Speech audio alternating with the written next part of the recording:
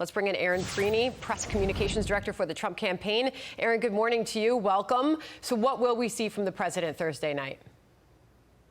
Good morning, Sandra. Thank you for having me. Right, and as Jason indicated, you'll likely see the president give Joe Biden some more time to respond. This is supposed to be a foreign policy-focused debate. President Trump clearly has an incredible record of accomplishment on foreign policy, multiple Middle East peace deals. And Joe Biden, even as the Obama-Biden former Secretary of Defense said, has been on the wrong side of every foreign policy and national security issue for the last 40 years. So he's got a huge record he has to try and defend, whether it's endless wars or sending millions of dollars in cash to Iran. There are questions that need to be asked and answered.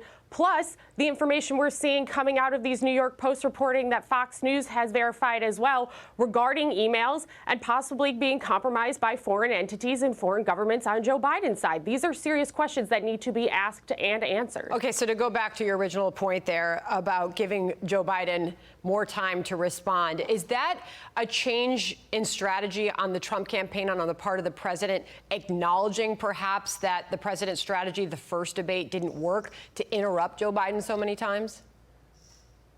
Well, I think that, President Trump was certainly interrupted by Savannah Guthrie about, 70 some odd times during the town hall we saw this week. And listen, this is a foreign policy focused debate. You will see Joe Biden have to try and articulate why he's been such an abject failure on foreign policy here in the United States and what that would look like. Remember, Joe Biden was against taking out Osama bin Laden, and he was against taking out known terrorist Soleimani. He has been on the wrong side of these things, and absolutely you will have to hear him answer these questions. 47 years of failure on Joe Biden's foreign policy parts versus President Trump's 47 months of America First success and bringing our troops home. That's a stark contrast, and it's one you will see this week. Okay, here's more from Jason Miller on Fox News Sunday over the weekend, talking about the president's strategy and specifically what we might see when it comes to questions on court packing for Joe Biden. Listen.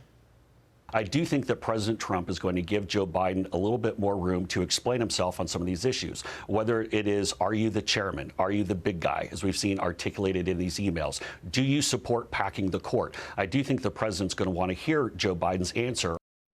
Tell us more about the strategy there. How will the president press Joe Biden to a place where he potentially has to answer that question before Election Day?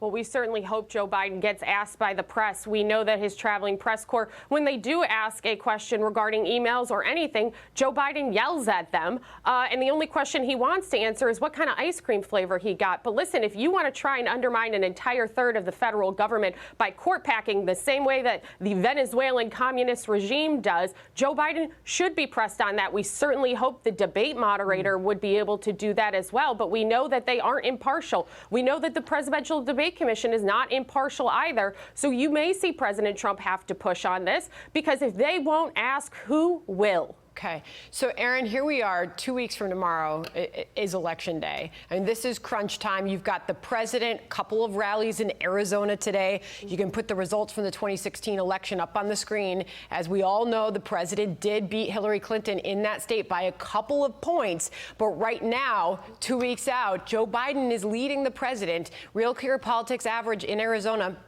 shows Biden leading by 3.9%. Is the president's strategy on the ground in Arizona working? How does he win back those voters just a couple weeks out?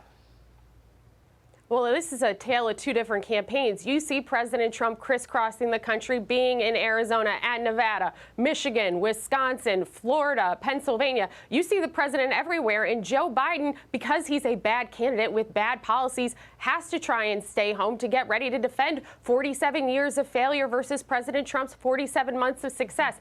Listen, our ground game is extensive in Arizona. We have made over 700,000 door knocks, and every time we knock a door, a voter is 17% more likely to show up. We have made 6 million phone calls in Arizona alone. We are within the margin within most of the polling, and actually recent polling where you have seen even them oversample Democrats and undersample Republicans, you see that more than 2/3 of voters on the Republican side are voting for President Trump because they support him, while only about a quarter of Democrats are voting for Joe Biden Biden because they support him. Okay. That's a clear contrast. And every time we talk to a voter on the phone or at their door, they are more likely to show up for President Trump. That ground game is going to make a huge difference because this enthusiasm for this president is still sky high. All right.